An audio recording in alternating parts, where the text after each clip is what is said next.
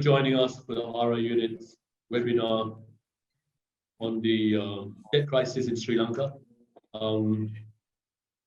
We're very happy to have such a distinguished panel and other speakers on board today.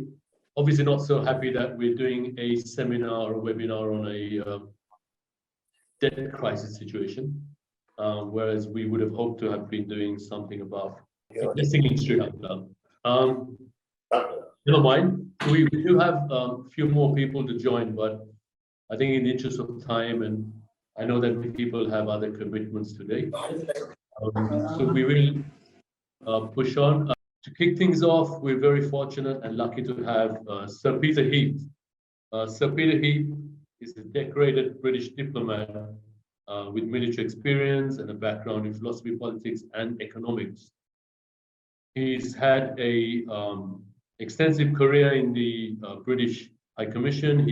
In his early postings, he was in Sri Lanka as a First Secretary, as well as the Maldives, and also Brazil, where he was High Commissioner. In the private sector, he's held positions with HSBC Investment, Amerda Hess, Regional Petroleum, Moorgate Capital, and at the Brazilian Chamber of Commerce, where he was in advisory capacity for some 13 years.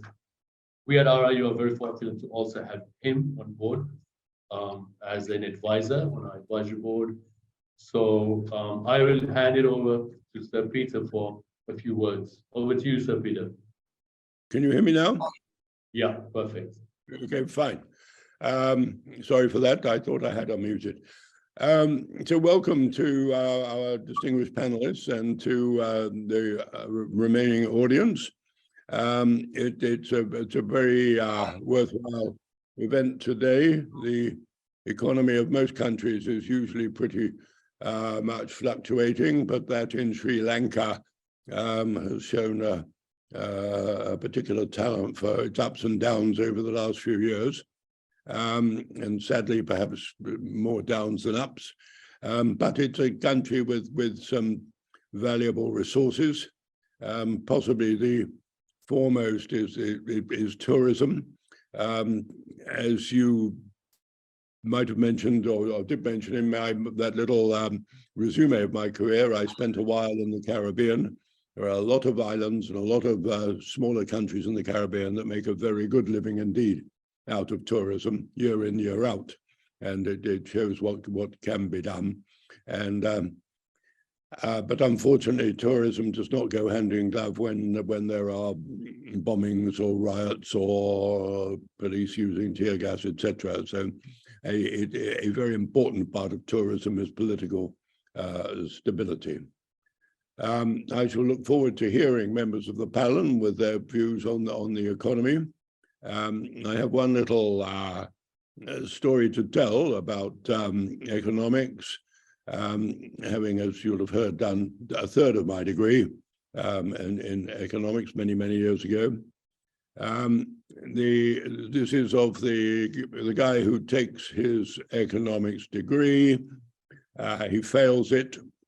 He takes it again the next year, sits at his exam desk, opens the exam paper, and shoots up his hand and says to the invigilator, he says, "Look, I took this exam last year, and all these questions are exactly the same as the ones last year. I don't want to be accused of cheating. I may be the only one here taking it for the second time." And the invigilator said, "That's perfectly all right," he says, "because in economics, we don't change the questions, we change the answers."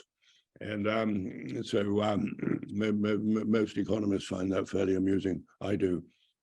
So I shall look forward to hearing some of the answers today. Thank you very much. Thank you, Sir Peter. Thank you for that welcome address. And I think we are indeed extremely blessed today to have an amazing panel of extremely accomplished economists, many with hands-on experience in government, governance, in advisory capacities at the very most senior levels. Indeed. So, right, I will kick things off by introducing the panel. But before I do that, a quick message to the audience. Please put in your questions You can do that by typing on the chat box at the end of each session or even at any time. And our team will be going through all your questions and putting them together. And in the second half of the panel discussion, we will be addressing your questions directly. Right. On we go with the panel. First, we have Professor Jayati Ghosh. Jayati is an Indian development economist, currently a professor at the University of Massachusetts. She's a professor of economics and a chairperson of the Center of Economic Studies and Planning School of Social Sciences at Nehru University. And she's also a senior member of the UN High-Level Advisory Board on Economic and Social Affairs. Next, we have Dr. Indrajith Coomaraswamy, former governor of the Central Bank of Sri Lanka. He's also served 15 years at the Central Bank in economic research. He's also held a number of very senior positions at the Commonwealth Secretariat in London, including Head of Economic Affairs Division, Deputy Director, Secretary General's Office, and Interim Director of the Social Transformation Program. He's also currently a member of the Monetary Policy Consultative Committee at the Central Bank of Sri Lanka and advisor to the Ministry of Development Strategy and Trade previously. As I said, he was the governor of Central Bank from 2016 to 2019. Next, we have Professor Stepan Dercon. Stepan is a professor of economic policy at the Luftig School of Government and Economics Department at the University of Oxford. He's also directed the Center for Study of African Economics at Oxford.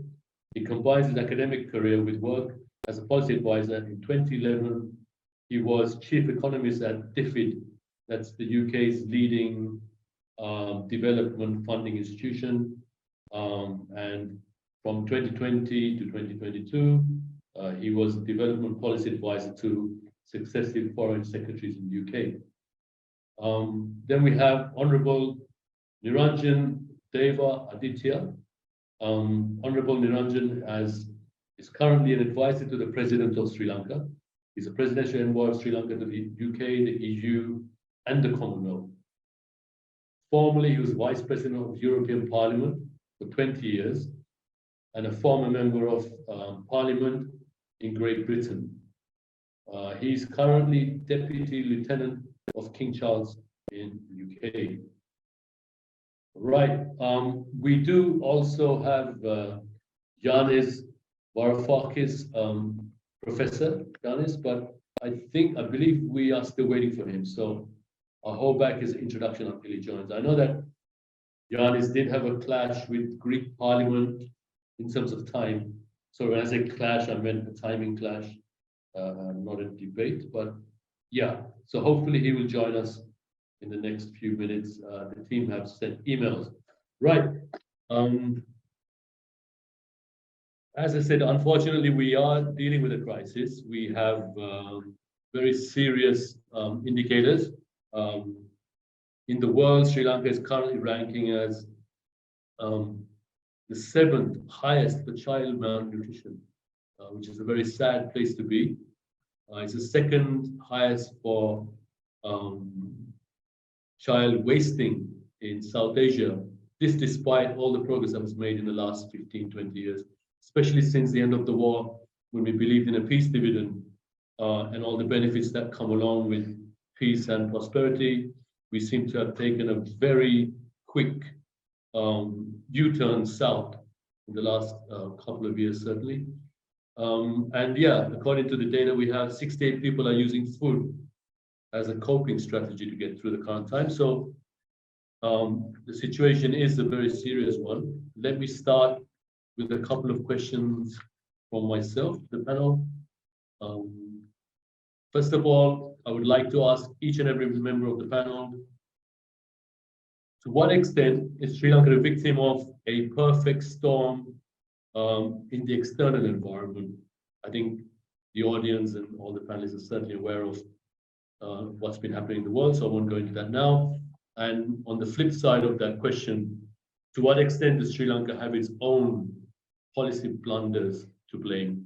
And here we'll restrict ourselves to the short-term policies that have affected how we got here.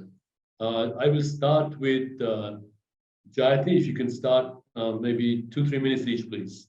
Thank you. Yes, thank you very much. And it's a pleasure to be here with such an eminent group. So thank you for inviting me. Yeah, no doubt, there is a perfect storm and many countries are affected. The IMF estimated in January that 62 countries were in moderate or severe debt distress, another 7 about to have enter into that zone. So definitely, and we all know the reasons why, so I won't elaborate. The combination of the pandemic, the impact of the Ukraine war on food and fuel prices, the slowing down of global trade, and then the US monetary policy tightening, and in all advanced economies, all of that definitely had an impact. And yes, it is also true that Sri Lankan government has been associated with many problematic policies which have impacted the economy in this very depressing way. But I don't actually want to stick to the short term. I think that's the easy way out. This is what the general presentation is always, that it was these terrible mistakes made in 2019 onwards in terms of, the big tax relief, the attempt to go natural and organic in fertilizers and stop all the imports, which were all very stupid things. But let's not forget that Sri Lanka has been in various kinds of balance of payment stress over the past many decades, and particularly even in the 2000s. It last went to the IMF, I think, in 2016, before this latest round. So it's not as if this is something, it just suddenly these bad errors on the part of the government in the last 2 years. This is really, I would argue, reflecting a broader strategy with a very high dependence on foreign capital, which did not generate the expected increases in domestic and productive investment. Most of the foreign capital went into the non-tradable sectors, into real estate and a range of other things. And it also generated very high debt. And in fact, most of the massive increase in debt that we are now having to cope with comes after 2016, particularly the massive increase in the international sovereign bonds comes after 2016. So yes, I think there is a lot of culpability of the domestic government, but I wouldn't confine that to the just last 3 years. I think it's a reflection of a broader strategy that has that has basically met its end. Thank you, Jayati. Right. Okay, you did mention 2016, etc., and that things may have been bad for a long time, but I'm not sure everyone would agree. And just to make things more interesting, I'm going to ask Indrajith to comment next, because he was in charge around that time. Over to you, Indrajith. Let me thank, Roshan, let me thank you for inviting me, and it's good to be with you. I was saying that I agree with much of what Jayati said. I'll have a somewhat different perspective on the role of ISBs in the post-2016 period. But let me go back. I think really, as Jayati implied, there are 3 layers of causality. 1, the exogenous factors to do with the international environment. 2, some domestic policy missteps. And 3, the historical context. At the time of independence, we were second to Japan on most socioeconomic indicators in Asia. But since then, our regression to a large extent has been due to macroeconomic stress. Throughout the last 75 years, as Jayati implied, the country has been subjected to macroeconomic stress on many, many times. And of course, we went to the IMF 15 times. And the primary cause for that macroeconomic stress, again, time and again, has been the government's fiscal operations. And the government's the imbalances caused by the government's fiscal operations have been amplified by fiscal dominance in monetary policy. There was often deficit financing. There was often financial repression where interest rates were kept administratively down to fund the government more cheaply. And also there was the exchange rate was often held up through administrative means as well. So all this meant that the country was effectively a twin deficit country for much of the last 30, 40 years. That is the most vulnerable of countries, group of countries. So from that position, once the pandemic hit and all the other, the Ukraine war and the effects of that, plus the domestic policy missteps, you put all that together and you've got the perfect storm that we have now. So you have to take into account that, basically you have to unravel a lot of what's been going on, and we have to do business in a completely different way. The government in particular has to do business in a completely different way and have a far more sustainable fiscal trajectory. On the international sovereign bonds, I must say she's right.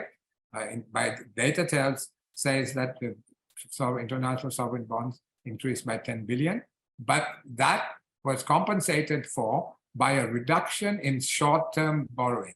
Swaps were reduced by 2 billion. Then also volatile portfolio investment in government securities was reduced by 3 billion.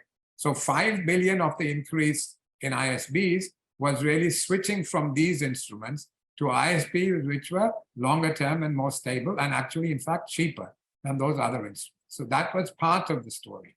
In addition, and of the remaining, the residual 5 billion, 2 billion was raised by issuing a second bond in 2019, because basically Sri Lanka issues one sovereign bond per year, $2.5 billion each.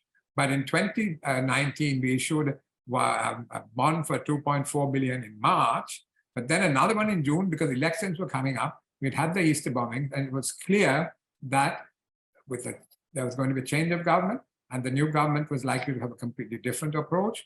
And there was a high probability that we would lose access to international capital markets. That was the call that we made on the monetary board, and we were proved right. We did lose access to international capital markets. Of course, we didn't know the pandemic was going to hit, but that was what happened. And so we borrowed some additional money as a buffer, to create a buffer for 2020. So there was a build-up in ISBs, but the ISBs, that build-up had a rationale behind it. And if you want, later on, I can explain why Sri Lanka went to borrow ISBs, what the rationale was. Thank you, Indrajith. And I believe we will take you up on an offer and come back to discussing ISBs in a bit more detail. Thanks, Indrajith, for coming back. Big hi to Yanis, Professor Yanis Varoufakis. Thank you for joining a bit late. I'll come back to you after hearing from Professor Stepan first, and then Honourable Niranjan, Deva. Yeah. Right. Okay. So, look, I think there is bound to be quite quickly consensus. The external factors. There's some internal ones as well. One of the things I've been doing in recent times is looking comparatively at lots of different countries, and I find really fascinating that there are plenty of countries with some structure of the economy, like Sri Lanka, elements of it. Not, of course, no country is the same, but if Senegal or Bangladesh, Mauritius, Tanzania, you look around the world, who've come out of these perfect storm of extreme external factors, actually quite unscathed. So they have no real basic issues. So it has to be somehow internal factors play a big role. And it's basically you end up with a situation where, errors are being made. Now, I think what's very striking is that I definitely not, and maybe later we can come back to on this point, have this idea that there is only one strict recipe that Sri Lanka should have followed very precisely. If we look across countries, the experience, including when things change and when the circumstances were as before 2020, but also afterwards, there is choices. There's choices to be made. Michael Spence wrote a very useful Growth Commission report, and he had a very nice, Michael Spence, the Nobel Prize winner, had a very nice line. We don't know the recipe of growth, but we know the ingredients. And macroeconomic stability is one of them. You cannot just not learn. And you cannot at some point not learn from mistakes. Now, it's very interesting. I come from the UK, and I was actually My last job was being a policy advisor with someone called Liz Truss. It was in the Foreign Office, not when she had a disastrous time as Prime Minister. But it's an interesting thing because there are similarities here in what she tried to do. It took 44 days and there was a correction. The markets corrected, but also politics corrected. I think that's an important lesson for this country, for Sri Lanka, is that actually the correction has to happen. It can't just be a bun fight about you to blame or not. It's about looking for the correction. And it's actually about the consensus that needs to be built between both economists, but definitely a political class and maybe broader, even an elite class, to actually say, you need to build that consensus around what you need to do and not just do the bun fight about the past. But if you get into such a deep crisis, you can't simply then continue to say, oh, I don't need to learn, I don't need to do. And I think it's much more important about the current crisis that actually successive governments, and I agree, Sri Lanka has regularly had IMF programs that it never completed. It actually is not a very good pupil, it's not a very good learner. And actually a political consensus is needed that you actually want to learn and look actually for. And, you know, macroeconomic stability is going to be an essential part, but there's no way you'll deliver that unless you build up a broader consensus that actually it is really important and you'll do everything to do it, to get to it. I'll stop for that. Thank you, Stepan. Just wondering, you mentioned Tanzania. Is Ghana also on your list of similar? It's okay. So Ghana is very interesting. I've spent some time also in the last few months there. So Ghana, again, where had been a fairly good pupil, actually really sustained growth since the mid-1990s, and they're definitely saying quite a success story. I mean, it trebled GDP per capita over time, and it's been remarkable in poverty reduction as well. But it's very striking that about 2 political cycles ago, the correction that normally came with politics, that actually, yes, political circumstances often get little cycles of excess money, printing money and excess fiscal, that actually normally the correction would happen. And it took far too long. It was before COVID that actually it was clear the macroeconomy in Ghana was disrupted. What's really interesting now, and even I've seen from the point of the IMF, is that actually, if there can be fine political consensus, the conditionality will be far less. As long as the political consensus is not there, actually a much more standard program will have to be done. I'll come back to that maybe later on IMF things, because it's an important thing. There is no single blueprint that the IMF these days asks for. But the crucial part is how credible it is across the political divide that you actually will look for a way, one way or another, to get the macroeconomic stability. I'm confident we get there in Ghana, somewhat confident. We're not there yet. I will not cast judgment on Sri Lanka whether we'll get there, but it is an important thing at this moment. Right, Stepan, thank you for that. We will get back to a bit of a cross-country comparative analysis later on in the discussion. Right, turning to Nudge, how about what is your take on it? Would you consider this to be a perfect storm that Sri Lanka couldn't navigate out of, or are the policymakers to blame? Yes, hello. Thank you for the invitation. This is not the time for an academic discussion of the causes and nature of the Sri Lankan crisis.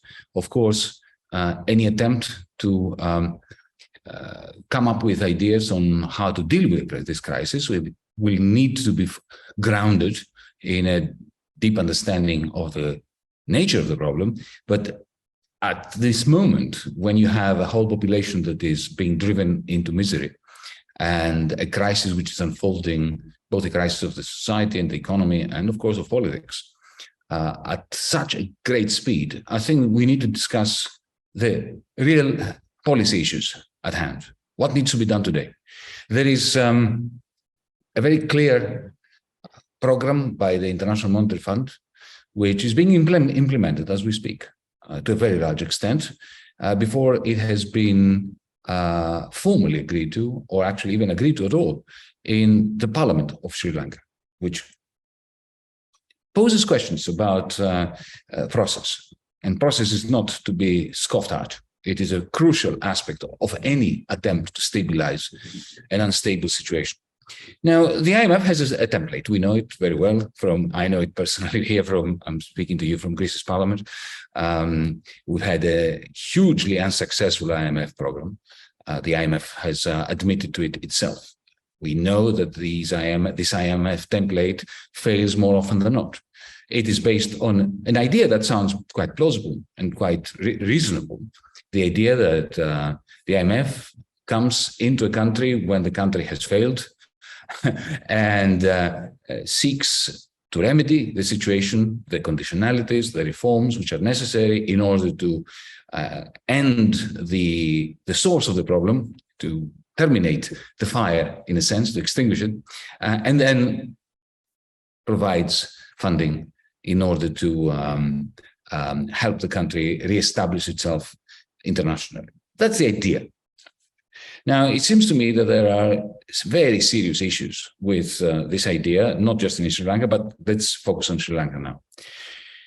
Now, allow me to make 4 points so as not to tire you too much. First, my first point is that even if this IMF program succeeds when previous IMF programs have not succeeded, reaches the point of funding, because IMF programs have not been completed, funding has never been dispersed.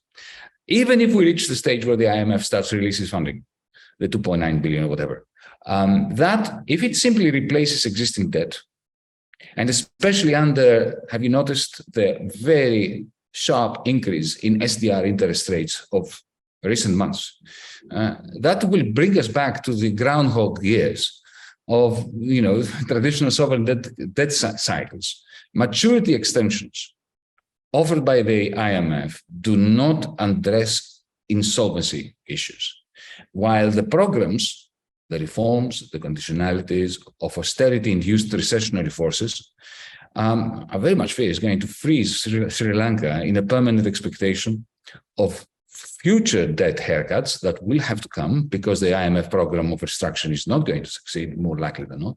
Another lost decade, in other words. And remember, the policies that the IMF is trying to impose on Sri Lanka have been implemented for a while now. Fuel prices have increased by 66%. We have serious drives of austerity, and that has never worked, never will work. We can have a long discussion about this. But the second point, because this is just as important, if not more important, concerns the debt structure of the public debt structure of Sri Lanka. What truly matters is that the bulk of debt is owed effectively to China and to India, and only about 30% is owed to the private sector.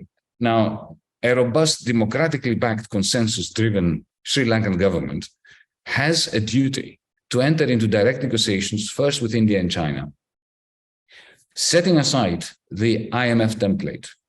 If such a deal is reached with India and China in particular, only then would it make sense for Sri Lanka to negotiate with the IMF and to seek a PSI. My third point, and this is returning to something I said about democratic legitimacy. The International Monetary Fund, quite rightly so, always speaks about the importance of program ownership, that the country that enters an IMF program should own the program. What does that mean? It means that there must be a consensus, and the only way I know of achieving a consensus is through democratic processes.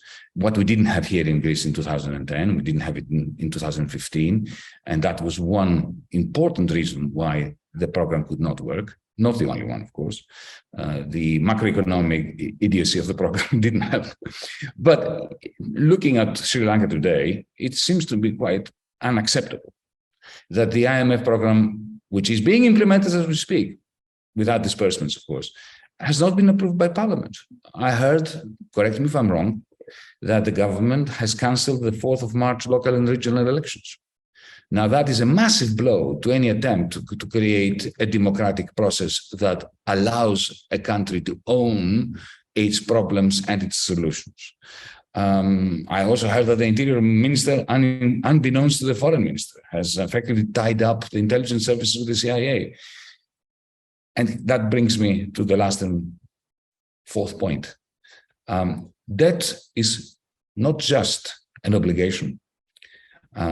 An unsustainable debt is not just an obligation that one cannot meet. Debt is also power. all lenders, especially large lenders, like the Wall Street or China, the Belt and Road Initiative, or India, all lenders are power gamers. Now, what we have in Sri Lanka, let's not mince our words, is a fallen country, a fallen people, a country like mine back in 2010, Greece, is effectively on the floor, has been floored by a massive macroeconomic collapse. And now we have China, the United States, on the other hand, using the IMF as a proxy to a very large extent, and India, tussling over who will grab the fallen nations and these large islands, hugely important geostrategic position. So this is not just an exercise of macroeconomic discussions between economists. This is a major geostrategic issue. And it would be only by accident that the technocrats and the economists who are discussing this from a position of power, whether they are in the IMF or in Beijing or wherever, it will only be by accident if the technocratic solutions that they offer are independent of the geostrategic interests that they represent. So allow me to conclude by saying that the IMF's proposals are couched in terms of a technocratic analysis, but behind that, there is a lot of geostrategic tussling, which needs to be addressed by a government in Sri Lanka that cares about its people and about the future of the country and its independence. Secondly, the IMF program must be dumped. That is my view, at least set aside until the people of Sri Lanka are represented in a robust negotiation, first with China and India, and then with the private sector.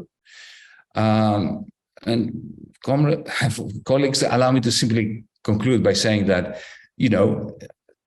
insolvency, like climate change, like all these crises, have never really been about the capacity, the fiscal capacity to resolve them. It's more like a Game of Thrones in a larger political and geopolitical and macroeconomic landscape. Let me remind you that the European Union, speaking from the European Union, has set aside recently 800 billion euros to respond to the energy crisis. And allow me to say that according to the United Nations, this is 3 times what is required to finance climate change amelioration across the whole of the global south. So it's not a question of resources, and it's not a question of technocratic issues. It's a political will issue. And that is how we need to look at it, as a combination of a technical issue and a very serious political power game. Thank you, Yanis. Very interesting, and I think you touch on so many different aspects of the debate, the discussion. We will get back to you on some of these things. I think you make a very good point about the actual impact on people. And in Sri Lanka now, if you come to Colombo and you travel around, you may not sense that the country is in a crisis situation. There's a disconnect between, as you say, the people in power, the business community, and those who may be at the receiving end of the policy. So, and the election, again, is a very contentious issue in Sri Lanka at the moment. We'll come back to that.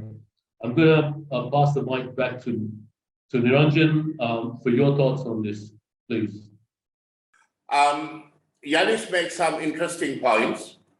I do disagree with certain of them, but let's go back to my initial comments that I wanted to make before I said anything else.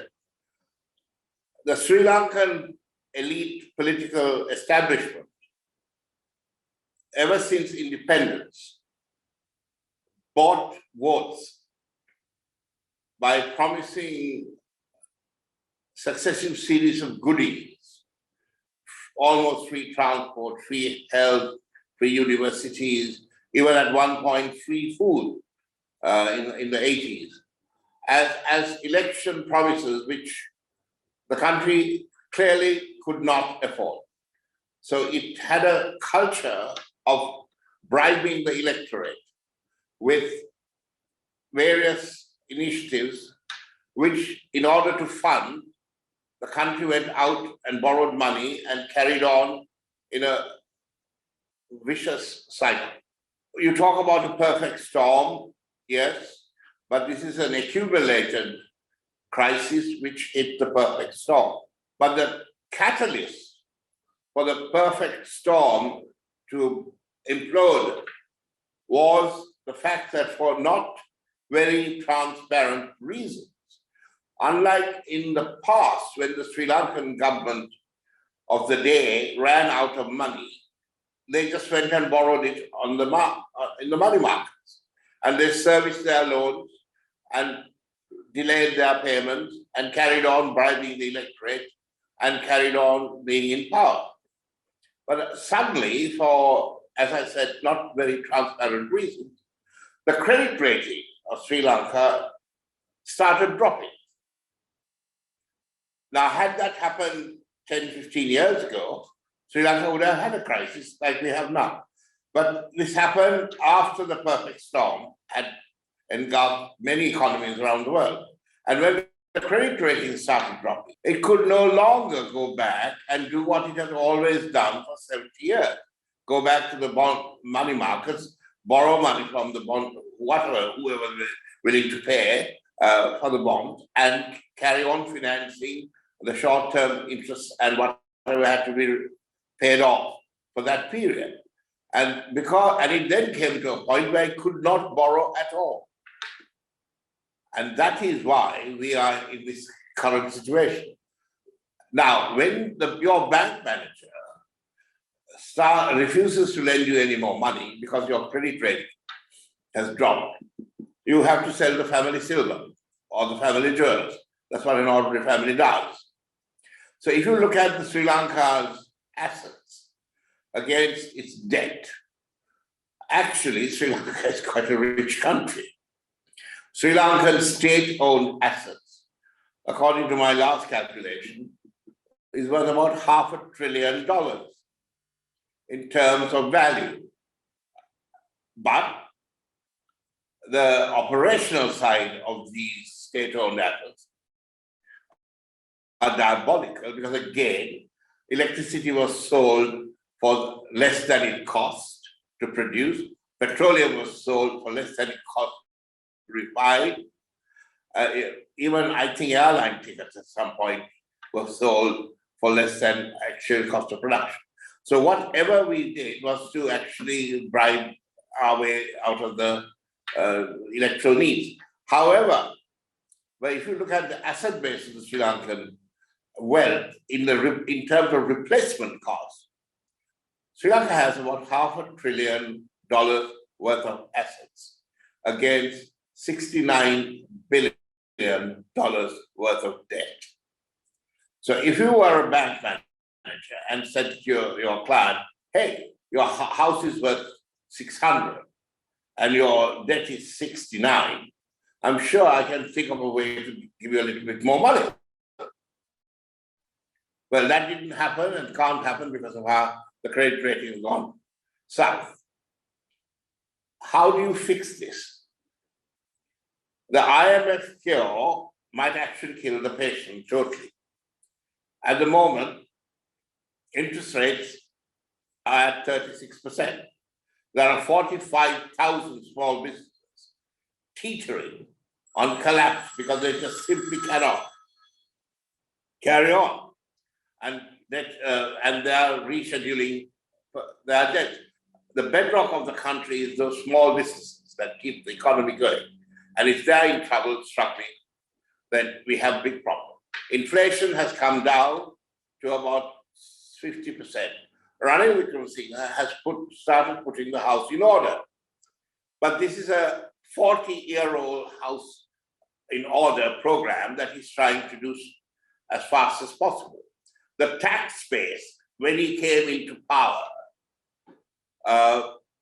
was less than 50,000 people paying tax in an economy of 23 million people. Now he's extending the tax base, as he's quite right, because he wants to fix the long-term issue. And of course, there are lots of screams. People who have never paid tax in their lives are suddenly having to pay tax. But of course, we've got to pay tax.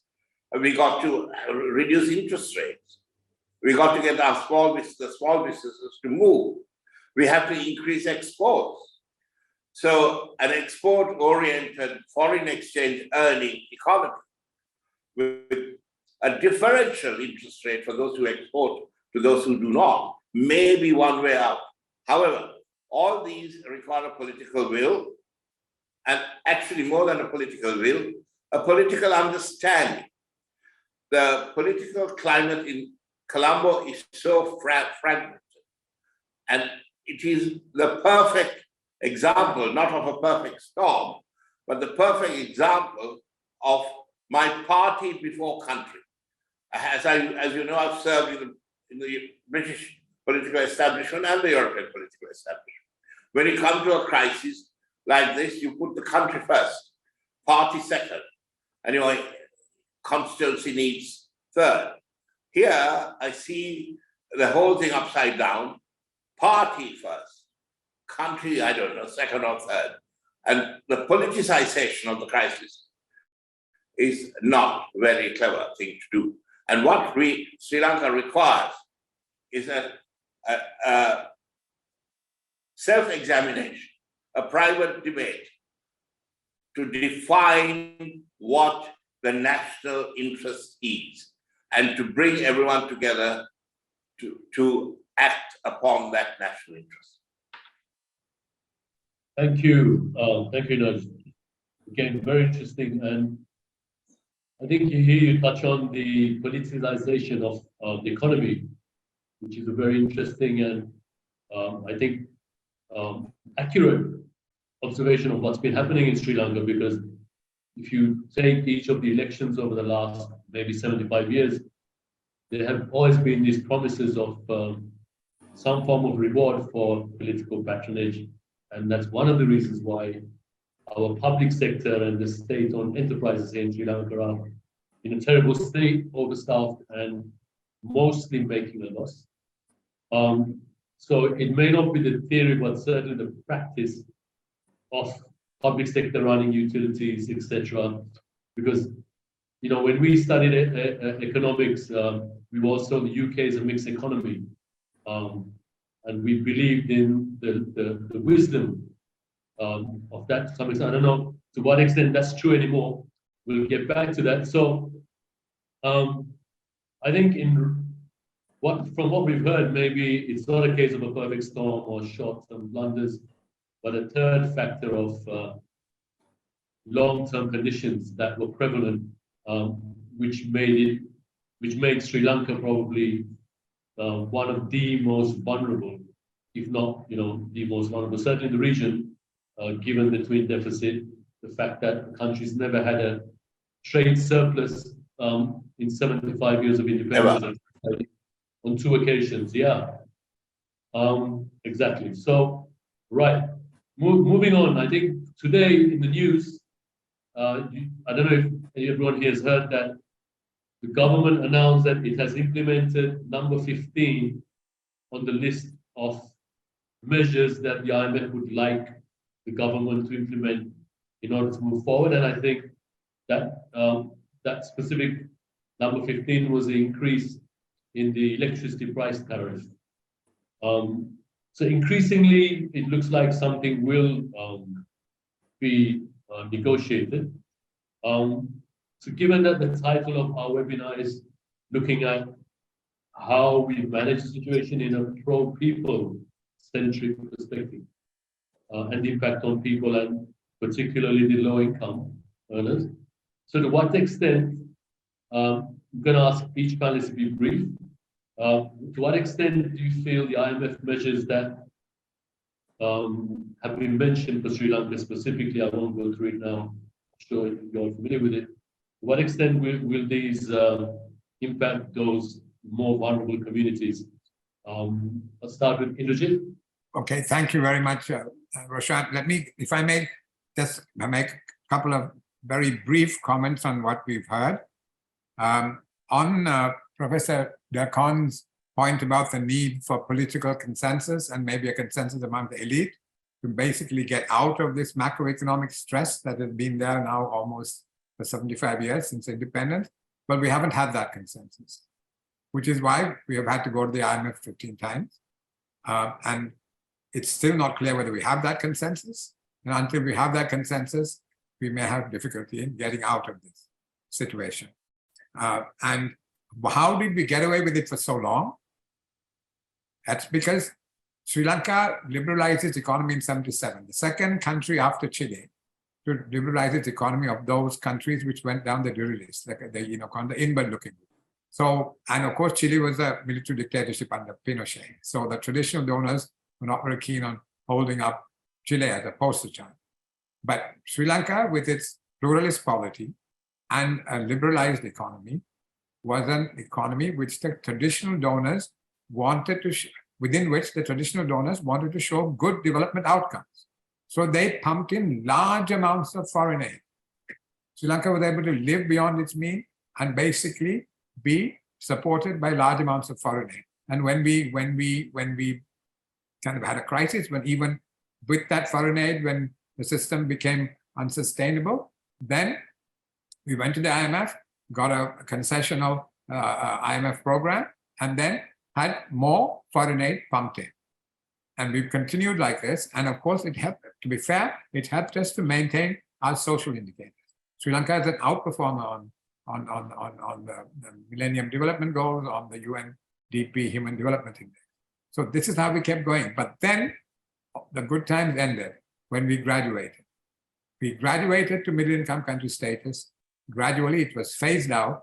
Our access to concessional money was phased out around 2010, but we did not adjust our behavior into that of a market access country.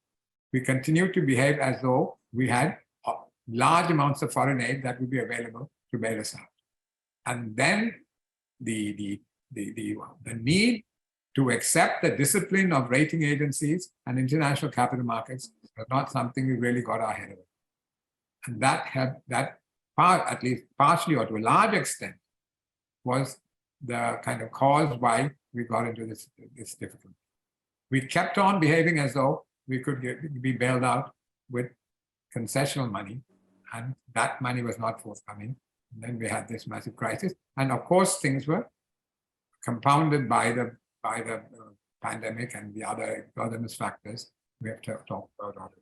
So unless we have a consensus to reform the macroeconomic framework, it's difficult to get out of this situation. And it's very difficult to have growth on a sustained basis if you are constantly having macroeconomic stress. It's very difficult to transform an economy which is consistently subjected to macroeconomic stress. And that has been our experience. On the IMF program, I think I don't call it the IMF program. I look through every single one of the elements of the IMF program, and those are all things we should be doing on our own, whether the IMF asks us to do it or not. We should have a sustainable budget. We should have a data-driven, forward-looking monetary policy. We should have an exchange rate that enables stable reserves. We should have a state-owned enterprise sector, which is the state-owned banks. Corruption vulnerabilities, we should address. So if you go down the list of things that the IMF is asking us to do, these are things we should be doing. So it's a Sri Lankan program supported by the IMF. It's not an IMF program. Of course, where you can call it an IMF program is there are timelines. There are tighter timelines than maybe we would like. But then having got into this hole, when you have such a large hole, and you remember the IMF is using public money. It is handing out public money to cover up the mistakes that we have made. So you can understand why they impose strict timelines on what they expect us to do. And that is where I have a bit of a problem in some areas. That the adjustment could take place a bit more, in a more gradual thing. But then I can also understand the IMF's point of view, because it's using public money, and it has to show that the country is achieving sustainability within the program period. So that puts pressure to get things done quickly. So that is what's happening now. And the bigger the hole that you've got yourself into, then the more severe is going to be the adjustment. You go to the IMF you see, the question to ask is not whether what pain the IMF program is causing the people, The question should be, what pain would be caused to the people if we don't go to the IMF in this situation? Where are we going to get the money? We saw what happens when our foreign exchange runs out, at the middle of last year. The queues, the violence, the complete dislocation. India bailed us out, right? And bought us a bit of time. But they're not going to do that again and again. So the IMF program gets us some money, more than the IMF program actually doesn't get you very much money, but it does catalyze quite a lot of other money, and it brings about confidence in the economy, which will hopefully help to stabilize things. But we cannot, as I said, we have to change our ways, we have to do things differently, and the fiscal side is the first thing that needs to be fixed, and fixed in a sustained way, and we have to have monetary policy and good fiscal monetary coordination. Of course, one would say this is a typical neoliberal agenda. Well, if it's neoliberal, I don't see myself as a neoliberal.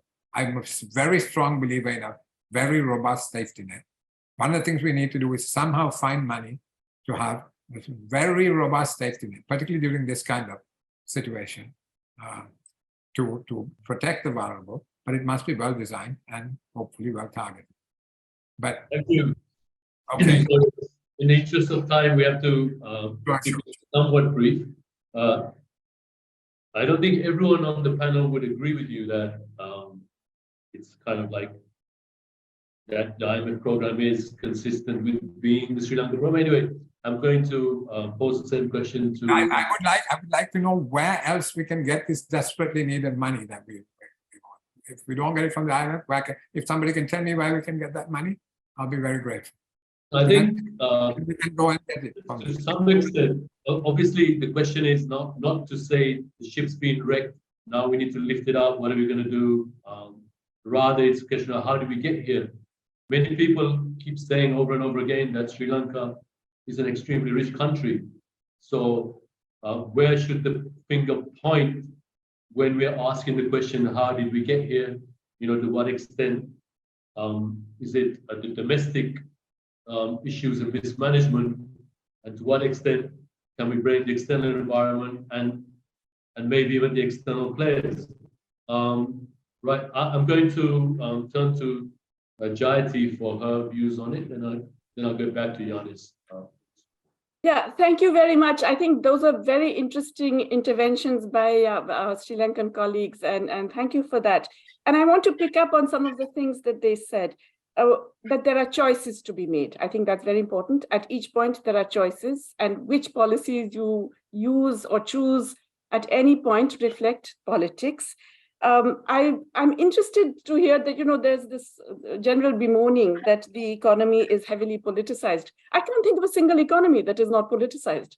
Economics is about politics, it's about distribution. It is deeply politicized anywhere you go, within any country and globally. And I think all of us know that, so that's no surprise. The question is whose politics and which interests do you serve? And I think that's the absolutely critical part. So that's where I was really struck by this notion that you have to have a consensus among the elite, because at least to an outsider, it really appears that it's the elite that is responsible for the mess that Sri Lanka is in today. And a few handouts to the rest of the people, the ones who are, shall we say, suffering the worst brunt of all of the crisis today, is not something that is either justified or obviates the culpability in that sense of the elite. So, okay, having talked about the past, I think Yanis is absolutely right. We can talk about the past and point fingers, that's not relevant. What's relevant right now is what do you do? And so let's really consider this point. So what does the IMF program offer? 2.9 billion, right? Over, is it 3 years or 4 years? So a fairly small amount coming in dribs and drabs. In an economy in which the total debt, well, forget the total debt, just let's look at the official debt. I think the last number was 36 billion, at least what I got from the Central Bank of Sri Lanka's data. And that it's not even a drop in the debt service actually of Sri Lanka right now, the money that is being provided. So, okay, you're going to get some money which will allow you to meet some part of your debt service obligations. In return for that, what are you asked to do? I mean, Indrajith suggested that these are things the government should do anyway. Seriously, you want a primary surplus, a primary budget surplus by 2025, and you want to achieve that literally in 2 years, which means that you have to begin right now by dramatically cutting spending and generating resources from God knows where, likely to be regressive, because nothing in the IMF program is suggesting that you will actually tax the wealthy. Expand the tax base, yes, no tax on assets, no tax on wealth, no significant change in taxes on large corporations or multinational corporations who are getting away with very low effective tax rates. So what does it mean if you say you're going to get a primary surplus? You're going to do that through austerity, you're going to do that through increased user charges, you're going to do that through things that will impact the poor, who are already reeling under, you can't say proudly the inflation has been brought down to 40%. That means prices are still increasing by 40% in a period where nominal wages are not going up. We are talking about dramatic falls in income. This is an economy in downslide. It fell by 20% last year. It is continuing to fall. I don't know by how much this year. So we are talking about an economy actually going down a cliff. And you're saying fiscal austerity? You're saying budget surplus? I mean, seriously? I cannot believe any Sri Lankan would want this. It's not something you should desire. The recipe for an economic downswing, as all the advanced economies know very well, is not pro-cyclical policies. It's counter-cyclical public spending. And that's what they do every time they have a crisis. We've just seen it happen, right? In COVID-19, we saw it happen in 2009-10. Advanced economies are very clear that they need counter-cyclical policies. It's only us. Suddenly we have to think that, oh, every time there's a crisis, it's our fault. We have to pay for our sins. We are responsible. We must suffer. We must make the crisis even worse than it was by cutting down on public spending. And how dare you ask for free electricity? You know, honestly, I think electricity is a human right. I think it should be free for everyone up to a certain minimum usage. I think demanding that the poor who are reeling under such incredibly high inflation have to now also start paying for electricity is frankly obscene. I also think that, yes, it's nice to have a floating exchange rate and all that, and I'm sure Yanis would agree with that one, but a floating exchange rate right now means what? It means a dramatic depreciation, which in turn further impacts domestic inflation and further impacts the poor. So let's think about these distributional consequences and say, instead of saying we, a composite we, which is reflecting the interests of the elite, let's think of what distributional implications each of these strategies will have, and whether the country really needs to follow these, or whether a different political alignment would choose a different set of policies, perhaps controlling essential imports, perhaps actually approaching China and India for specific debt relief, while ensuring that you actually use whatever foreign exchange you have for essential imports, for your domestic production purposes, for meeting the requirements of micro, small, and medium enterprises, and then think of raising foreign exchange through the other routes that are available to you in terms of your own exports, remittances, and service exports, tourism, and so on. There are always choices to be made. I just want to emphasize these choices are also always political. Unfortunately, they continue right now. The Sri Lankan government's choices seem to continue to reflect the choices of the elite. And I want to just repeat that the elite is responsible for this mess and were the beneficiaries of this mess. And really, it has to be a much more distributive orientation to alternative policies. Sorry, could you briefly elaborate what you meant in terms of, we talking about quantitative easing to get through, as you said, where will the money come from? Well, I mean, look, there are many different things. One is a shortage of foreign exchange, and another is a shortage of domestic resources. Now, in fact, domestic resources are constrained by your domestic supply. The foreign exchange constraint, a huge part of it is debt payment, is debt service. And so, yes, currently the default gave you some breathing space, but there are many ways of dealing with the external debt problem, including, you know, I think Yanis put it very well, that this is ultimately a geostrategic game, and we can't pretend that it doesn't exist. That Sri Lanka has to also be able to play that game in terms of perhaps playing off creditors if necessary, because the creditors are very happy to play off debtors against one another, in negotiating with different sets of creditors, not accepting that a particular standard package provided by the IMF, which gives you a minuscule amount of money, is the only way to resolve the debt crisis, knowing that that will plunge you into a bigger economic decline that will not attract private investment. I mean, this is a story repeated in so many economies that it's a miracle that anyone in Sri Lanka still believes that that is what will happen. Thank you, Jayati. I'm going to move to. Okay. Try something. One second. You know, you're right, Jayati. I did say that there needs to be a elite consensus. I said there needs to be a elite consensus simply because I agree with you. It is the elite rent-seeking class that has contributed in a major way to our problem. So unless that elite rent-seeking class recognizes what it has done, we're not going to have change. That unless you have, you know, very violent change. So clearly we don't want to go down that route. So that's what I meant. And let me be very clear about it. And also in terms of the IMF programs, I did mention, I think, that timing is an issue. You know, to get a primary surplus turnaround of 6% of GDP is massive, right? So that is where I think there is a problem. I think we have to get a primary surplus. That is the only way we can stop our debt stock from increasing. But how long it takes for us to get there, I think that's something that needs to be considered and debated more.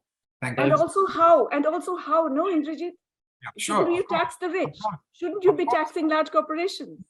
We are a country which taxes the rich extremely, hardly any taxes. No wealth tax, no estate, no estate. Exactly. You know, I spent quite a lot of time in the UK. I look at the UK's tax structure. I look at this tax structure, and you know, the wealthy get off very lightly in this. Yeah, the tax issue is multifarious. I think not just in policy, in practice and in. So I was going to go into get Professor Yanis and then Professor Stepan, but Honourable Nudge, you want to say something very quickly? Yes, I just want to say something. These conversations and interminably, this has been going on for a couple of months now, is about how many angels can dance on the head of a needle. We are not coming up with real solutions to real problems.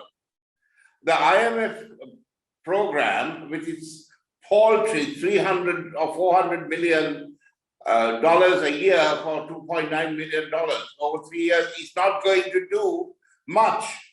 It's just going to make it easier to pay the bills for the essential services that are required to tick the country over. But if inflation rates are high and interest rates are at historical highs, and there is no productivity and growth, and there is no productivity and growth, especially in the export sector, then we are going to have a huge problem. So all of these economists sit talking about the IMF coming in is only to give a signal that certain conditions of debt sustainability are being looked at and are getting a greenish light, that the economy has been stabilized, which Ranil Wickremesinghe has done. Then when the IMF money comes in, it says simply, guys, girls and boys, the government in charge know what they're doing much better than the previous one. They've stabilized the economy. We are prepared to give some money to keep the economy ticking over, while substantial new policies to lead to export-led growth have to come in, and the sale of state enterprises to reduce the debt and pay off the next round of debt that we are going to get. Otherwise, it's just a cough medicine that is not going to do very much. So please, let's focus beyond the IMF program, beyond debt rescheduling, and look at how we can get this country back on a growth footing. And that's where this debate should be. Got it. So I'm going to, yeah, as you said, the IMF is a signal rather than a panacea. It can, as you said, also bridge the gap between giving lip service to things like, improving the tax system and addressing corruption, whereas the IMF program can ensure that it happens. So is it all doom and gloom for the that's well off? Yanis, over to you.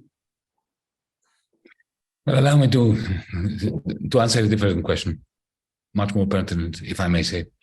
The question was, if we don't get the money from the IMF, where are we going to get the money from? That was the question. Well, that is a tragic question. There is one thing which is far worse than not finding the money. And you know what that is? To find the money. But to have the money come to you with strings attached that shrink your capacity, your already depleted capacity to repay. Look, everything you've been saying, everything I've been hearing just brings me back in an awful deja vu kind of way to what we were experiencing here. I don't know how many of you have negotiated an IMF program. I have. I don't know how many of you have been finance ministers during a time when your own staff is telling you, the treasury staff, that you've got 3 days before you can't pay pensions and wages and let alone repayments. But I did. And think about Greece. Greece is an important example because we got the money from the IMF. We got the largest loan in the history of humanity. 110 billion euros 1 year. Then when that ran out, it was a huge credit card. We got a second credit card, another 130 billion, together with the logically inconsistent idea of a massive haircut. We had a massive haircut and a new loan. We had the largest haircut in the history of the world in 2012, 100 billion euros, right? While at the same time, our public debt went up. In spite, so what was the lesson from that? The lesson from that is that if you simply take the money from the IMF, with the strings that come attached, your debt is going to grow. Your capacity to repay in the next 5-10 years is going to diminish. Yeah. Because these are structurally failed programs. The only thing they allow is for certain oligarchs, certain bankers, certain members of the elite to convert their local currency into dollars, into Swiss francs, whatever, before the bill for the many is magnified. In 2010, as I said, we got the money. We got 110 billion, with which it was effectively like having a credit card from which to draw funds to pretend you're repaying your mortgage when you can't repay your mortgage. At some point, the credit card will run out. And the only way of preventing a second default, a second crisis, to get a second credit card to repay is the first credit card. And now we are in our fourth credit card. Today, just to give you an idea, right? When the arguments were the same. We need to get the money from the IMF, and we should do therefore what the IMF asks. And in addition, what I also heard today in our today's discussion, that what the IMF asks is anyway what we should be doing, which is of course not true. But these were the same arguments. What happened? We implemented, our governments here, not me, but the governments here before and after me, implemented to the full the IMF program. We had 40% reduction in nominal terms, 40% reduction in pensions. We had VAT, general sales tax, going up to 24%. At 24%, this is what we still have here in this country. We had 100% prepayment of next year's estimated tax this year by small business. You couldn't really implement an IMF program with greater alacrity and enthusiasm than what happened in this place. What was the result? 28% drop in real GDP. 28%. And now we have 200% debt over GDP, whereas we had 130 when we went bankrupt. And we have lots of investments that are on the floor for 13 years running because we implemented the IMF program and because we got the money from the IMF. Now, please do not fall into the same IMF trap on the basis of, well, who else is going to give us the money? Especially when only 30% of your debt is to the private sector and the rest is to China and to India. The great question is, who is going to invest in Sri Lanka and under what conditions? The great question is, who is going to own that terrible idea, in my estimation, but nevertheless something that is already happening, the Colombo port city, because there is a lot of tussling over who's going to get their filthy hands on that project. Will it be the Chinese? Will the Westerners take hold of it? This is what you are now in. You are not into a DSA, a debt sustainability analysis kind of academic exercise. Those DSAs are not written, are not worth the paper they're written on, if they're printed on paper and if they're not just digital. So negotiate with China, negotiate with India, simultaneously create circumstances so that a democratic process can give voice to the people who will have to pay the price, because they will have to pay the price. One way or the other, with the IMF program, without the IMF program, the people of Sri Lanka will have to pay the price. So instead of cancelling elections and having a president who represents no one, start a democratic process to give voice to the people who will have to lift themselves up from the bootstraps. Roshan, may I have just one word? I've heard I've heard Minister Yanis, and obviously he has had a very first-hand experience of exactly what's happened there. But there are also alternative narratives, right? South Korea had a financial crisis, had an IMF program, came out of it. Thailand had a financial crisis, had an IMF program, came out of it. So you can come out of it. It seems to me it depends on. I'm sorry, I'm going to interrupt you here. South Korea came out of it because they did not do as the IMF told them. You mentioned the acronym IMF in South Korea, and you will be put out of the country. They would tell you exactly what I told you. As for Ireland, Ireland did not come out of the crisis because they implemented the IMF program. They came out of the crisis because of the multinationals that are freeloading of the rest of the European Union by investing in Ireland, right? And creating a parallel economy which has nothing to do with the people of Ireland. South Korea was saved by the Miyazawa plan. The Japanese Miyazawa plan saved South Korea. It wasn't the IMF. Can someone give me an example of a country that took an alternative route successfully? Can we move forward to looking at investments? What we can do joint ventures with? What is there in this country that can be sold? PPPs. What is the value of all that coming in? How does that expand and help the growth of the country? And how it expands our exports?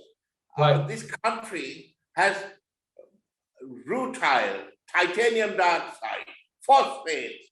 It's got the best graphite, all untouched, sitting under the ground, doing nothing. It's got jewels, stones, sapphires. It's got excellent tea. It's got clever people who manufacture things. Sorry, no, you have to come in there. We will get to the kind of forward plan when we wind up. But okay, we do have a time constraint. Yanis, are you still okay for the next half an hour or 45 minutes? I very much apologize. I only have 20 minutes because I'm in Parliament and I have to go down to the floor of the House and speak. So, but I will stay as long as I can. We keep to the heart of the issue while you're here. Over to you, Stepan. Sure, because, you know, storytelling is a great art, and I think Yanis does a great one. There are many more countries than Greece in the world. I've just finished a book comparing 35 countries in the developing world that actually some of them used IMF programs effectively. And it's quite important. So let me mention a couple of things here. You know, there are all kinds of things wrong sometimes with the blueprints that are being offered, okay? So I remember in Ethiopia, when some time ago, it's in the early 1990s, the IMF came and presented to the government the plan of what they should do to stabilize the economy. They'd forgotten to take the name Azerbaijan of it rather than actually Ethiopia on the spreadsheet that they offered. You know, there is a time that the blueprint is exactly the same. But there are smart countries who deal with it. So there's smart countries that deal with it. You know, Mauritius went to an IMF program in 1979. It left it in 1983. It was growing at 11.4% in 1987. And actually, there are other countries. Ethiopia itself became the fastest growing country in Africa in the 2000s. The real difference is the following. You may also think of Bangladesh, who's had several programs, but actually has been sustained its growth at about 6% per year for the last 20, 25 years. And there's actually quite an important difference here. And I think something goes wrong here in the way we talk about it. You know, how can countries be successful when they get these kind of things? Well, you know, a smart government deals with the IMF as I think it should be dealt with. Rather than waiting, as Yanis said, that they talk about ownership, it does take ownership. And it prepares and thinks about what is it that I should be doing. Now, Indrajith says that, you know, this is exactly what we should be doing. I think there's a broader set. This is one version, there's broader set. But actually, you need to stabilize your macroeconomy. You need to, what Niranjan keeps on talking about, make it attractive for investment again. You need to do something. You can't live in cloud cuckoo land. When you do the analysis of countries, and the subtitle, well, the title of my book was Gambling on Development, Why Countries Win and Others, Some Countries Win and Others Lose, is that actually you can't live in cloud cuckoo land. You can't do any imaginary economics. You need at some point, there's limits, but you have choices. And actually, that's an important thing. When these countries that were successful, I mentioned Ethiopia, I mentioned Mauritius, they actually knew what they wanted to get out of it. Indonesia, a smart player of the IMF for 30 years, really smartly playing it. And that's basically, you know, you need to have a credible plan. You go to the IMF with a credible plan, and you're going to start doing it. Now, that can include what some of you want, and I would be totally in favor of, a much broader tax base, wealth taxes, and so on. But it needs to be credible. It needs to be credible, because if you're not, you'll get a blueprint that is simply printed in Washington with any country's name on it. And if you don't do that, then you actually get into this mess. Now, it comes back to something I was referring to earlier, and some people try to ridicule. But it is indeed what Indrajith was trying to say. You need to have a consensus amongst the key players, the people with power and influence, because, yes, this country has gone really wrong. Because the elite, whereas Niranjan was correctly saying, essentially clientelist politics, and just basically never actually building up a proper consensus about the direction that you can take.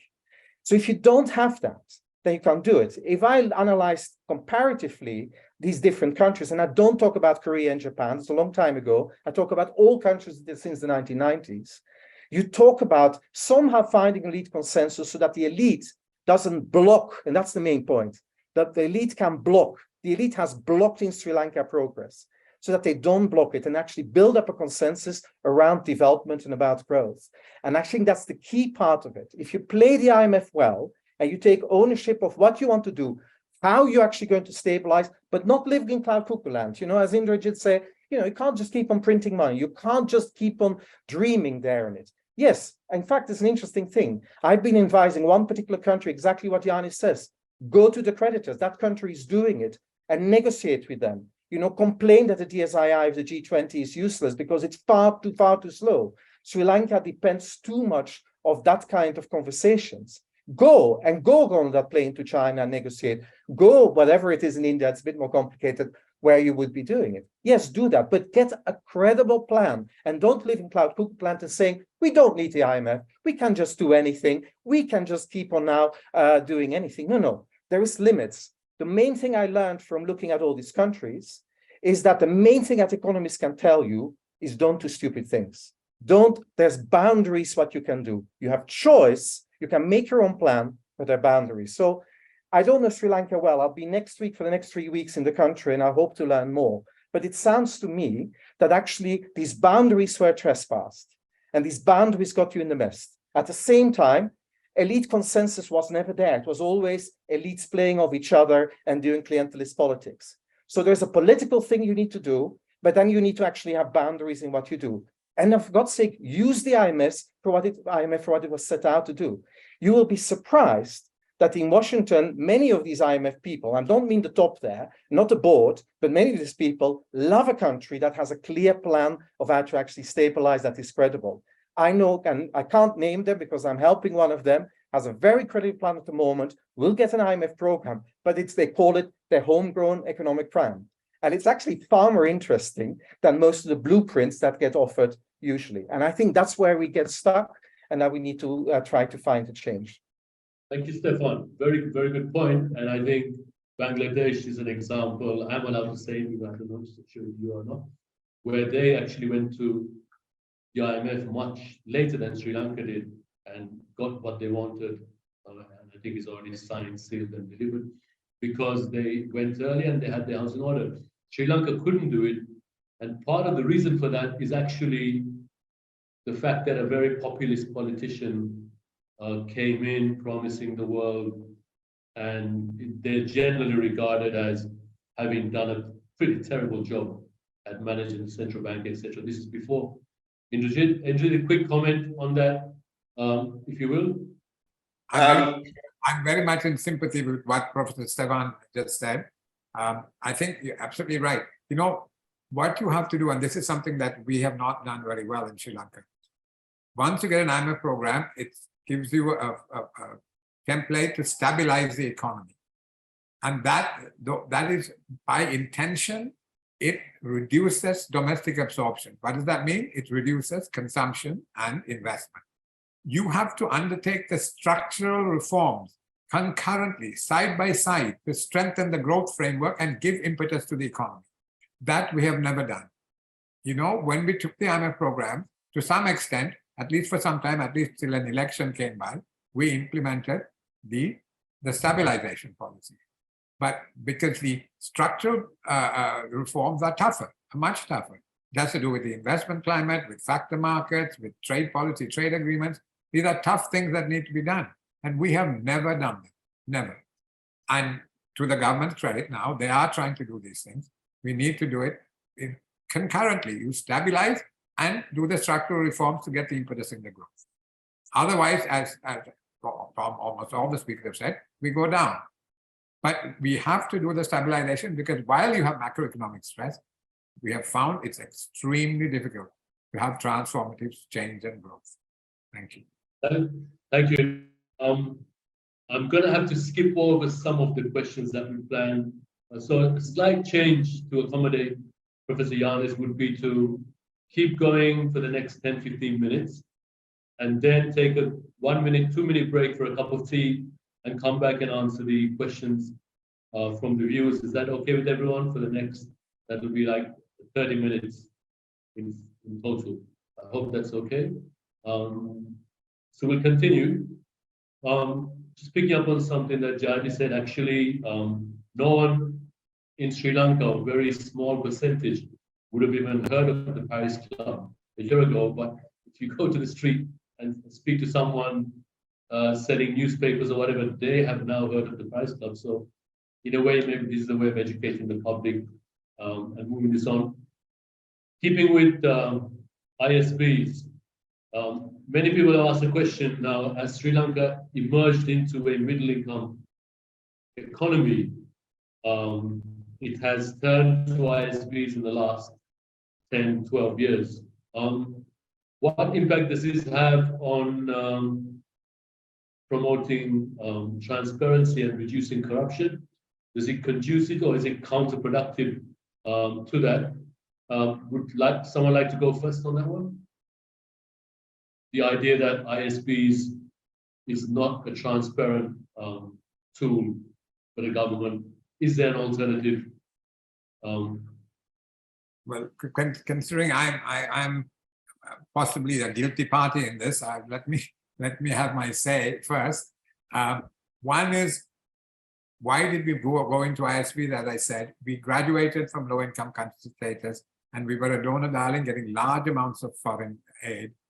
So our external financing gap was large, and it had to be funded. It was no longer possible to do it through ODA. So you had to find other sources. And ISBs, it was at the time when we graduated to middle-income country status and became a market access country, that was the time that central banks were undertaking massive expansionary policies to address the global financial crisis.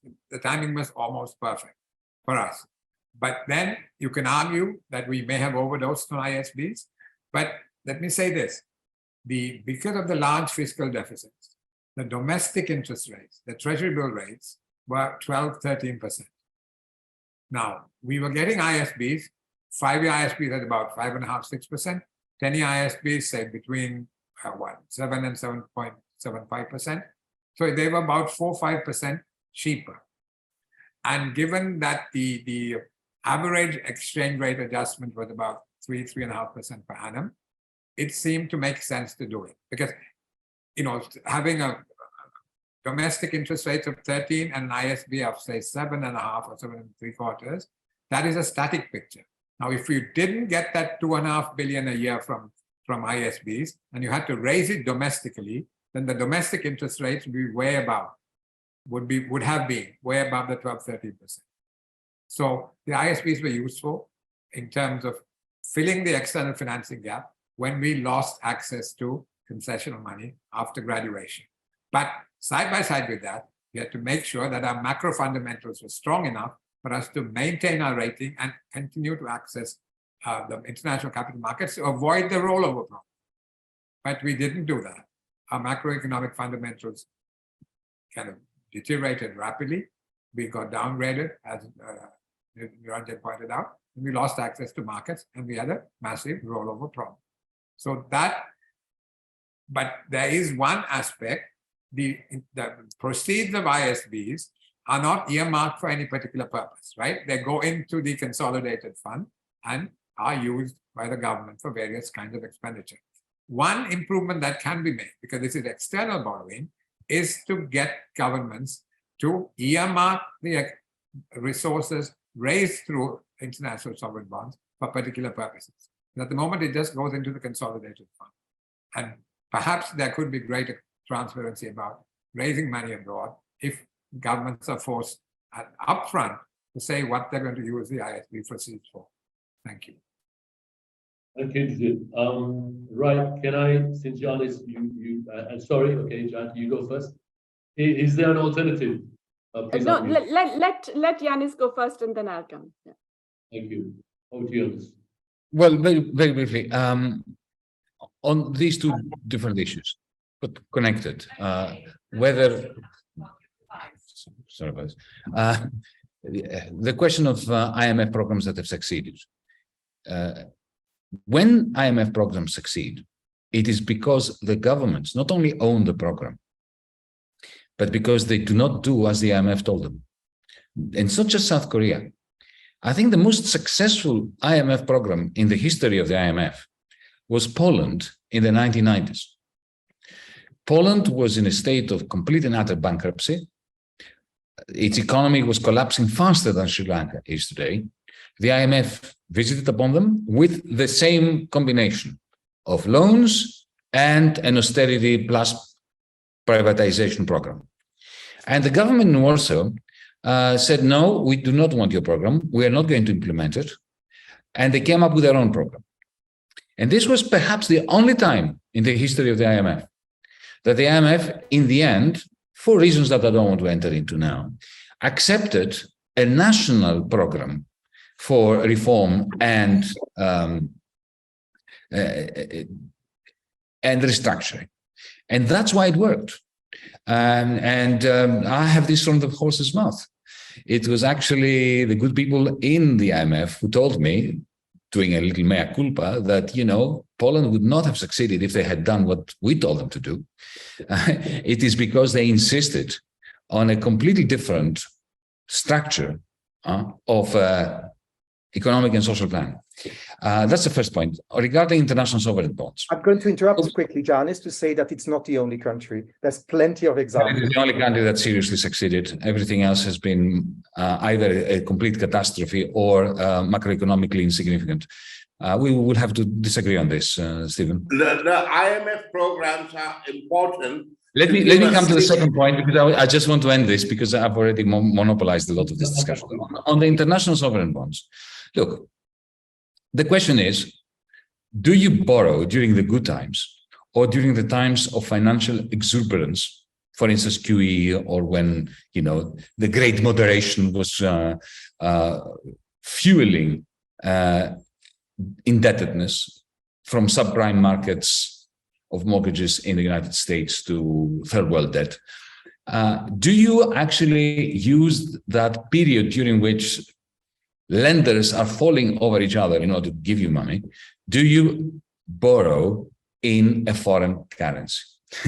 That is the issue. It is very tempting to borrow in a foreign currency, but it is a fatal error, because the moment there is going to be a downturn, either because Wall Street took a dive as it did in 2007, 2008, and therefore that created a credit crunch, which eventually is going to bite you, or because your own economy has collapsed for its own regional or national reasons, or because there is a cost of living energy crisis like now with the COVID, the post-COVID or during COVID supply chain disruption, and then following that, the war in Ukraine.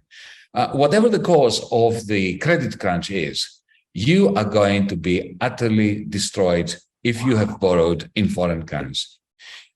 And think about it. If this is not a left-wing position, it is not a radical position, it's a very conservative position.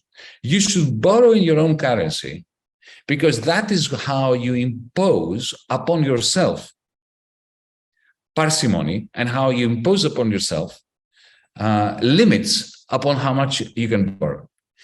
If you try to exploit a bubble in Wall Street or in Frankfurt or in Japan or in China, then inevitably you're going to be crushed by the first credit crunch that hits international capitalism. Thank you, Yanis. Over to you, Jayati. Thank you, and I'm glad Yanis just said that, because that basically is what I was going to say. Sri Lanka is not the only country that has drawn on international sovereign bonds or some other version of the bond market for governments, and it's not the only country that is facing a crisis as a result. So, in fact, there could be a real question about what was cause and what was effect. I think Indrajith suggested that, some of these bonds were actually taken on to get rid of higher interest, other kinds of commercial credit or some such thing like that.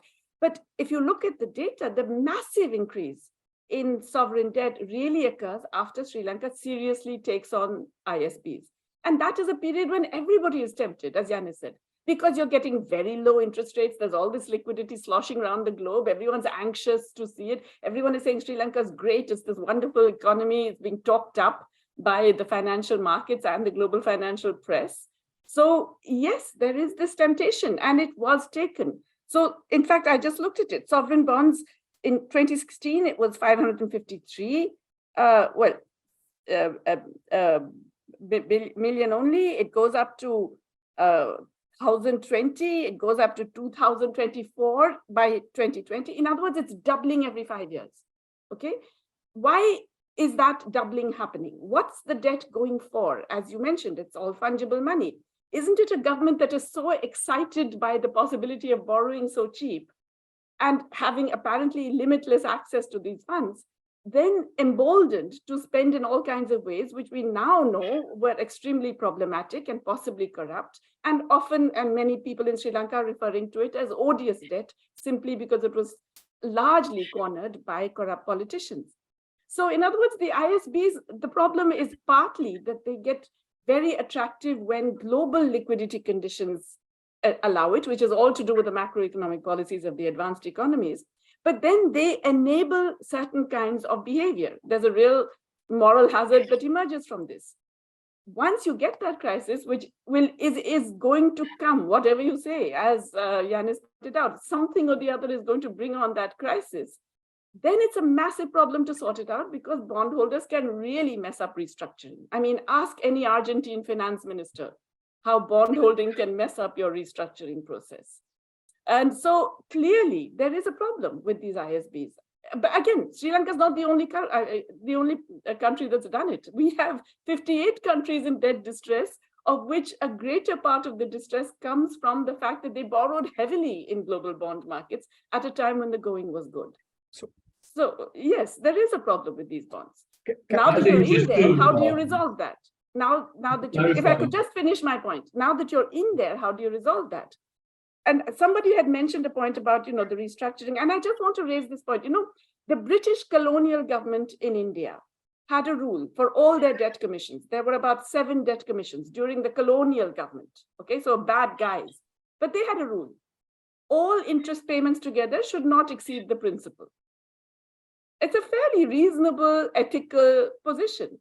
by that count, Sri Lanka has already paid off many of these bondholders. I'm just saying that, when we think about the debt restructuring, we kind of think that, oh, this is all money that these bondholders deserve because they've given this money and they're not getting it back. In fact, a lot of these bonds by the British colonial principle deserve to be ended, haircut, because the interest has already exceeded the principal for several of these bonds. I can see that Stepan is flaring to go, so I will stop at this point. No, and just actually on the last point, of course, that was the nature of the gold standard. So there is another issue there in terms of what is real. India was on the silver standard, by the way, and continuously depreciating currency. So no, don't talk about things you don't know about. Sorry, this is one country I know more about than you do. It's about real interest rates and other things that we need. Can I interject at this point, Chairman? No, I want to make. Sorry, I just want to very quickly, Stepan, and then over to Naj. On the kind of the sovereign bond things. Yeah. So what's actually interesting, and there's actually nothing that I actually disagree with, Jayati, despite the reaction, is that actually there's nothing to disagree with. That actually there was this huge attraction. What is important also, though, to see is that many countries didn't do it. And so, a lot of countries that I study across Africa, South and Asia, they didn't do it. And I think that's an important part, and thinking carefully about how did that happen and how that actually can be avoided is a key part. Because yes, the liquidity was there and it was pushed, and the kind of international banks that were pushing it, that was all, making it all sound as if it was free money. And but that's an important part to actually keep on thinking. And there is the agency again of the actors, and I think that this remains important here. I don't dispute that at all, but I'm just saying that agency in turn meant that a corrupt government could utilize this in all kinds of ways that didn't actually benefit the Sri Lankan people. Yes, I'm not disagreeing with that. Right, over to you, Naj. There's another issue about travel that we need to look at. Just one final point, if I can make. Just one final point is that all of this was done with the blessings of the IMF. They were actually celebrating the fact that Sri Lanka is entering global bond markets. And I can look at the 2016 IMF memorandum to tell you about how they were very happy about this. So they're also culpable in these current problems. Chairman, may I say something? Chairman, may I say something? Yeah, of course. Over to you, Naj. Chairman, we spent about 90% of this discussion on what happened before, what happened in Greece, what happened in India, what happened in 48 other countries, and what is going to happen with the IMF thing. The IMF thing is going to happen in Sri Lanka. The money is going to come. The debt restructuring is done. The conversations are taking place, and sometime or the other, but hopefully earlier than later, the IMF money is going to come. But that's not going to fix Sri Lanka. The conversation we should be having is what is going to fix Sri Lanka, especially now that India is growing at 7+% growth.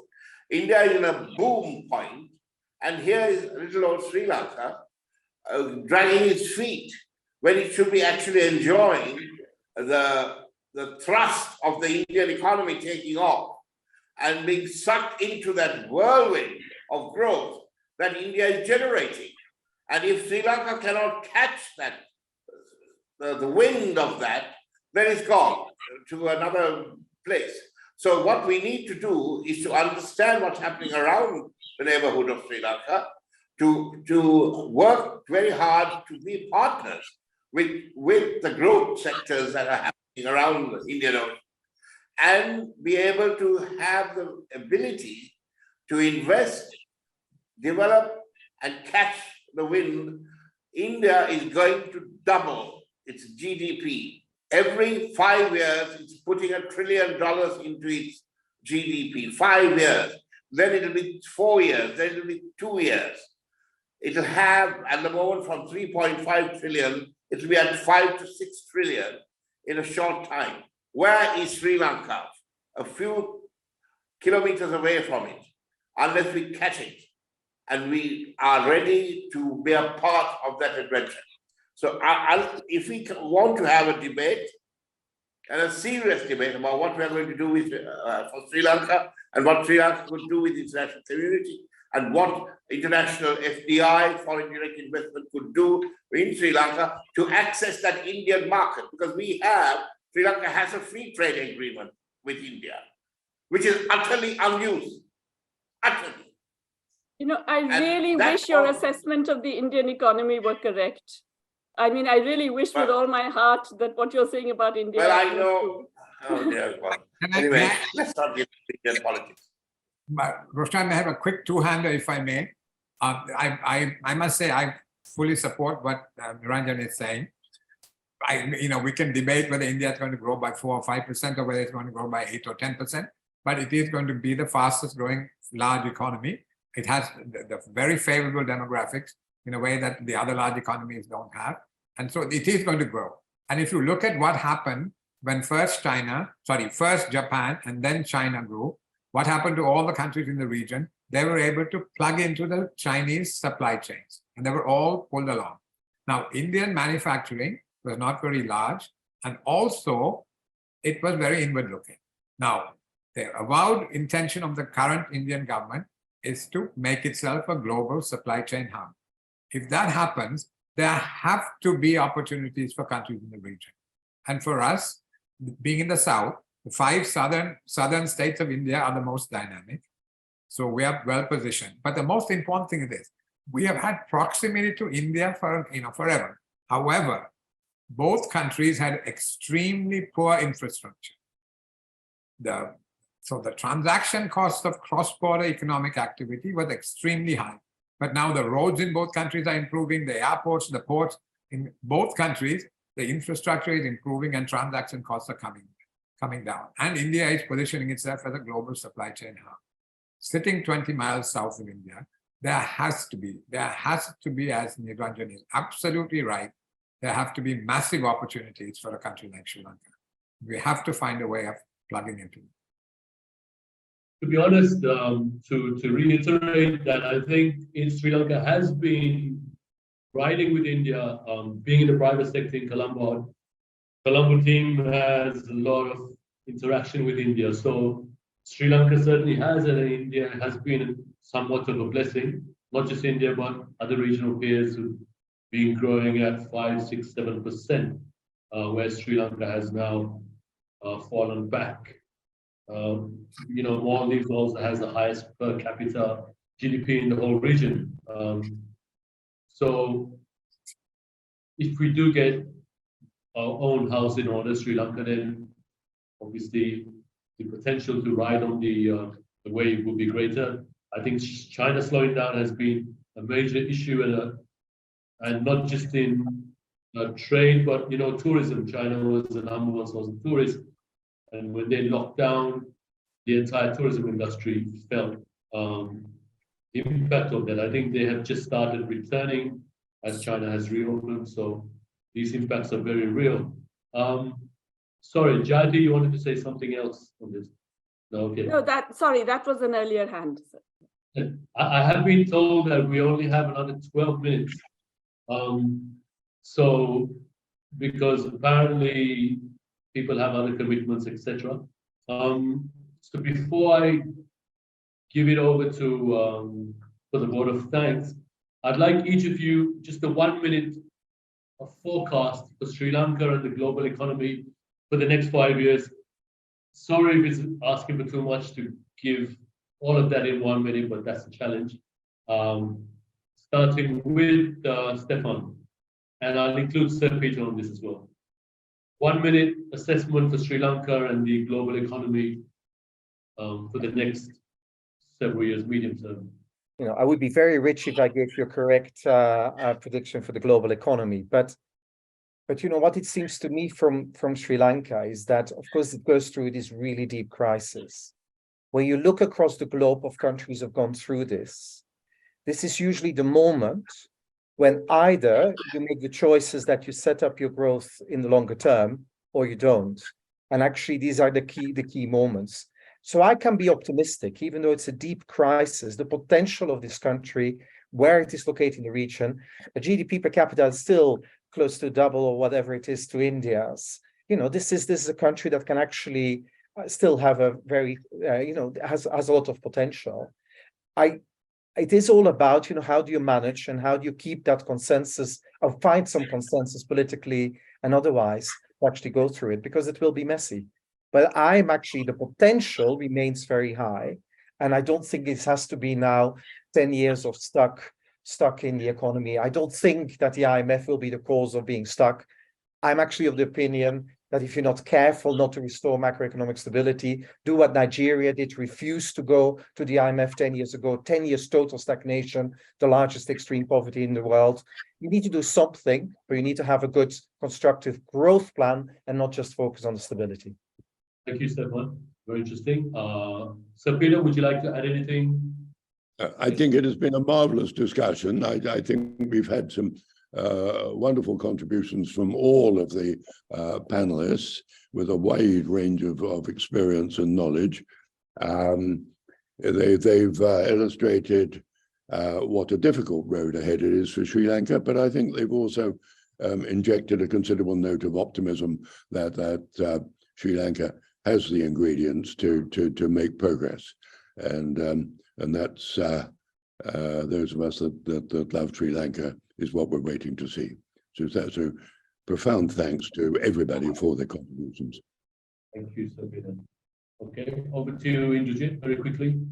Quickly, for Sri Lanka, we need to get the IMF program and the debt restructuring done as quickly as possible. And I think we're well on the way to doing that.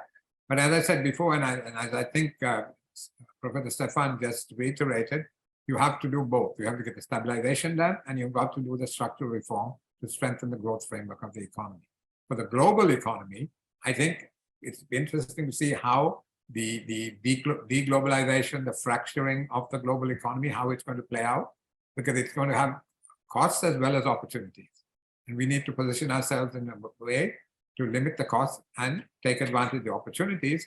And I think as far as we are concerned, we also need to position ourselves to take greater advantage of the fact, A, we are near India, and B, we are in Asia. Asia is going to continue to be the fastest growing continent, and all our exports go to the US and Europe. We need to reposition our exports, and we need to make sure that we take advantage of our location, really. That is our greatest strength. Thank you. Makes sense. Thank you. Thank you. Over to you, Jayati, very briefly, please. Thank you very much. And thank you also for a very rich and fascinating discussion. I did learn a lot. For me, the issue is not one of political consensus, but political legitimacy. I think in Sri Lanka, you've had a very inspiring Aragala. I think in India, we were all stunned and deeply inspired and impressed by the peaceful movement. Unfortunately, I don't think it generated real political change. You got more or less the same elite still in charge, which is unfortunate and tragic. But I do believe the future of Sri Lanka will depend crucially on the ability of actually getting a legitimate state. And there are many ways to stabilize an economy. It doesn't have to be in exactly the same way that the IMF suggested. I believe there are important alternatives coming out of Sri Lanka, including from the trade union movement, the workers' movements, the women's movements, that are making very important points. For example, about trade misinvoicing, about a whole range of other things that continue unchecked. I believe it's possible with political legitimacy to achieve a sustained, ecologically sustainable and equitable path of economic growth. And I think that's what the country should aim for, and it can be done. So yes, I would be hopeful for Sri Lanka because they've already shown what a wonderfully peaceful mass movement can do. And I just hope that a future government will recognize and build on that movement. Now you are silent. Now you're muted. Shan, you're muted. Sorry, thank you. Am I muted? I think 2 hours does justice to the wealth of expertise we have on the panel or the topic at hand. Very quickly, Naj, before we got 5 minutes to wrap up. Yes. Just look at Sri Lanka. It's just geographical strategic position. Look at the ocean around it and look at its blue economy. Its seabed goes 800 kilometers south to the South Pole. It's a vast ocean resources, not only fishing, but mineral rights, lots of things under the sea, oil, gas, unexplored. On land, huge quantities of minerals and other rights, things that we could pull up, unexplored, untouched. Then we look at the fact that it's next to this huge giant that's going to be the global engine for economic growth in the next 5 to 10 years at least, while China is slowing down and America is going America first, whatever that means. We are in a position to capture an opportunity that only comes every generation or every epoch. The country has to get itself sorted out. It has to get its house in order. It's got to extend its tax base. It's got to get the money supply under control. It's got to create productive services. It's got to educate the population. It needs to be harnessed to catch that opportunity that will propel Sri Lanka to being above a middle-income country. It requires political guts. It requires visionary leadership. And it certainly doesn't require party politics. Thank you. What does property mean to you? To us, property isn't just about a plot of land on a map. It represents an opportunity for you to express and exhibit your identity. The worth of a window and the value of a view is more than just a price on a listing, it is the value of that freedom of expression. Be it the next big startup looking to move up the corporate ladder, or an investor looking to diversify his portfolio, finding that exact listing to express your identity is essential to being comfortable in it. That's where Capital Trust Properties comes in. Paying attention to the details of such diverse markets is a core philosophy for us at Capital Trust Properties. Partnered with major real estate giants like CBRE, Collier, and Knight Frank, we offer unmatched property services, making us the market leaders in what we do. Right, I'm going to pass it on to Heidi Chow, who's the Director of Debt Justice in London, formerly Jubilee Debt Campaign. She has been very active and has a long track record of winning public campaigns on global economic issues and debt justice related issues. Over to you, Heidi, please. Thank you, Roshan. I just want to say thank you to all the distinguished speakers on this panel and for taking time out of your busy schedule to contribute to this really important meeting today. I've personally really appreciated the robust discussion and debate, and I've learned a lot from all of you. And of course, these meetings need participants. So really thank you to everyone who's joined today for your interest and your engagement in this meeting. Thank you to Roshan and the team at the Research Intelligence Unit for convening and hosting this webinar, and for giving us space to discuss the causes and solutions to Sri Lanka's sovereign debt crisis and the actions that are needed to ensure we safeguard people's well-being and the democratic process. As Roshan's mentioned, my organisation Debt Justice was formerly Jubilee Debt Campaign, and we were involved in the debt cancellation movement of the 1990s and early 2000s. And as part of the global movement of debt campaigners, we continue to advocate for debt cancellation as an important part of the solution to the debt crisis today, both for Sri Lanka, but also for the 50 other countries across the global south that are in a debt crisis right now. But what the movement didn't do 20 years ago was to secure a win to change the global debt architecture. And so that's why we're back here today. And so for Sri Lanka and for other global south countries, we continue to fight for both debt cancellation as well as systemic change to the global debt system, so there is an independent debt workout mechanism. In other words, we need an independent bankruptcy process, and this will help to significantly change the balance of power between debtors and creditors. Right now for Sri Lanka, all creditors need to respond quickly to cancel sufficient levels of debt to bring Sri Lanka's debt back to sustainable levels. And in particular, we need to see the participation of private creditors. Private creditors hold almost 40% of Sri Lanka's overall external debt, and the success of any negotiations on debt restructuring will require involvement and cooperation by private creditors. But we're really concerned that instead of cooperating, actually private creditors are seeing Sri Lanka's debt crisis as an opportunity for profiteering. For example, one of the holders of Sri Lankan bonds is Hamilton Reserve, who are currently suing Sri Lanka in the New York courts, taking legal action to get full payment, even though it's clear that Sri Lanka cannot afford to pay. And we've already discussed how serious the economic context is right now for Sri Lanka. And so these predatory actions should not be allowed when a country is in a place of economic distress. Now, if bondholders refuse to engage in negotiations on debt restructuring and they're paid in full, it is the ordinary people that are having to pay the price, as we've already discussed, as resources are diverted away from essential needs to lining the pockets of wealthy creditors. But also it sows the seeds for future debt crisis, because private lenders are not made to take the hit on the risky lending, but instead are incentivized to lend recklessly again. So Sri Lanka is currently stuck between the conflicting positions of different creditor groups. And if creditors hold out, it's going to prolong the debt crisis and prolong the hardship of the people in Sri Lanka. So that's why, as we finish this seminar, I want to leave you all with the thought that what is really needed is the reform of the global debt architecture in order to compel all creditors to participate in debt restructuring in a fair way, which will address both the current debt crisis, but also prevent future ones as well. So thank you again for your participation today. Thank you for this opportunity to give this vote of thanks, and I'll hand back to Roshan. Thanks so much, Heidi, and we all wish you the very best of luck with your endeavors, which are worthy and extremely necessary in order to keep a balanced approach to the problem. If we take a pragmatic approach. Taking Sri Lanka, yes, it's been a very difficult 12 months. I think to sum up, if people are expecting things to turn around, we hope it does. Just to bear in mind that as recently as 4 years back, Sri Lanka was very much on the radar of FDI, investment firms, emerging economy investment, real estate, you name it. Sri Lanka was on the map. It was seemingly doing extremely well. And then we've just seen how quickly things can turn for an emerging or a middle-income economy. And the pace of change has surely taken us all by surprise.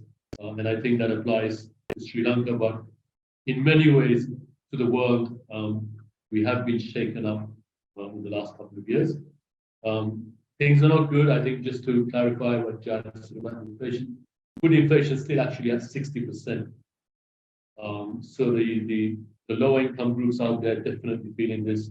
But I suppose some optimism or some reason for hope is the fact that things look worse on paper than they do and than they actually are in reality. Just to clarify, the fact that the money, for example, for remittances hasn't come through the central bank and things look very bad, doesn't mean the money hasn't got here somehow.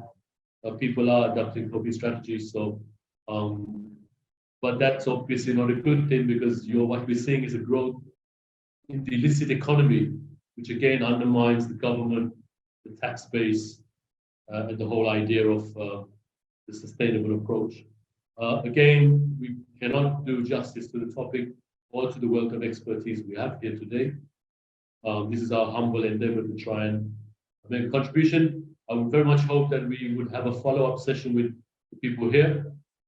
And perhaps we're also working on a small document which can be presented to the government in terms of how we can align the way forward while safeguarding the interests of the people, the vulnerable people specifically. Thank you again to everyone. Thank you to Team RIU in Colombo. Thank you to the panelists, and thank you for the people in the audience who've been here. Despite Facebook not allowing us to promote it on there for whatever unknown reason, I think we still have many, many hundreds of people registering. So thank you, everyone, and wish you all a really nice evening, afternoon, evening. Thank you and night. Thank you.